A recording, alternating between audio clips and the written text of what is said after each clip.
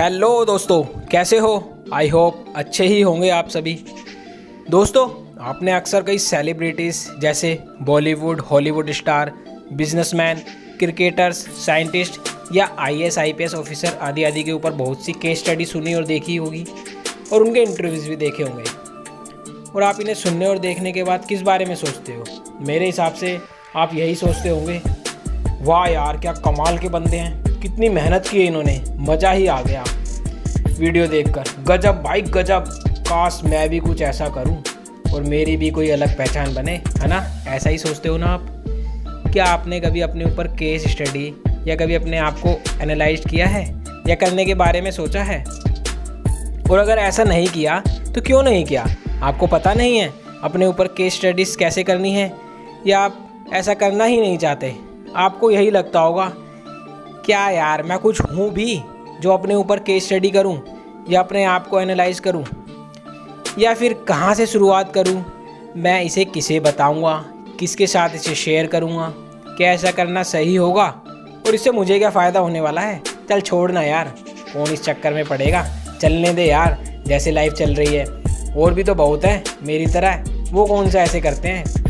ज़रा ठहर मेरे दोस्त, यदि यही सब सोचता है तो दूसरों के बारे में क्यों गूगल या यूट्यूब पर सर्च करते हो?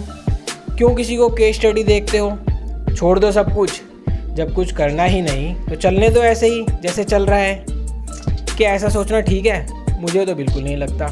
मुझे लगता है आपको अपने साथ थोड़ा संयम बरतना चाहिए और ठंडे दिमाग से इन बातों पर विचार करना चाहिए कि ये फेमस पर्सनैलिटी ऐसा क्या करती है, क्यों इनकी अलग पहचान है, हम ऐसा क्यों नहीं कर सकते, क्यों हम अपनी अलग पहचान नहीं बना सकते?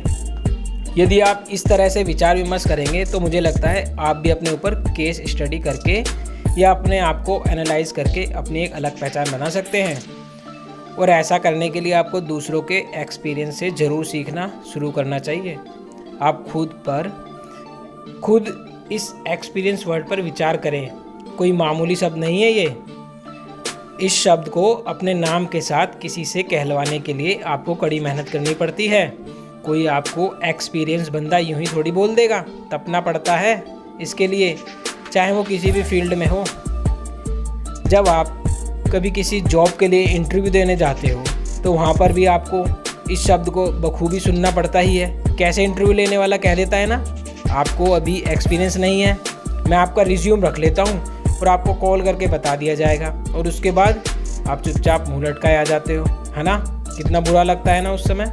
चलो खैर कोई बात नहीं, आगे बढ़ते हैं। क्या आप एक्सपीरियंस शब्द का मतलब जानते हैं? यदि नहीं जानते तो अब जान लो। एजुकेटर मतलब शिक्षक। कितना बेहतरीन शब्द है ना ये। एक शिक्षक ने ही तो हमें पढ़ना लिखना सिखाया है। यदि आपने भी कुछ सीखा है तो उसे दूसरों को भी सिखाने की कोशिश करें, अच्छी सलाह दूसरों को देते रहिए। Jenny, a lot of energy मतलब एक एनर्जेटिक व्यक्ति बने, भोंदू या लालाजी ना बने। प्लेसिड, शांत व्यक्ति बने, छोटी छोटी बातों पर झगड़ालू रवैया ना अपनाएं और शांत स्वभाव रखें। ईगल आई, ईगल की तरफ पैनी नज़र रखें। रिस्पेक्टफुल, अपनी और दूसरों की रिस्पेक्ट करना सीखें और एक रिस्पेक्टफुल व्यक्ति बने।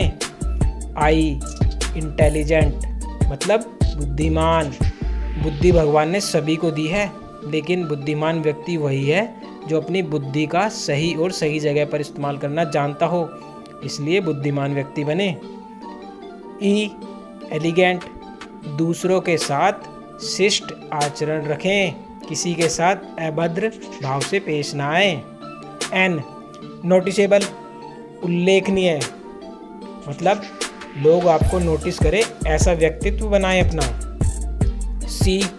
केयरफुल, अपनी तो केयर करें ही और दूसरों की भी केयर करना सीखें। और आखिर में इनकरेज, हमेशा दूसरों को प्रोत्साहित करें और किसी को डिमोटिव ना करें। कितना शानदार है ना एक्सपीरियंस शब्द। शायद आपको नहीं लगा होगा क्योंकि आप इन सभी शब्दों को पहले ही जानते हैं, लेकिन आपने कभी इन एक्सपीरियंस शब्द में छुपा नहीं देखा होगा इन्हें। जैसा आप दूसरों की केस स्टडी सुनते और देखते हैं, इसी तरह आप भी अपने बारे में केस स्टडी करें। जैसे अभी एक्सपीरियंस की केस स्टडी करके आपको दिखाई गई है।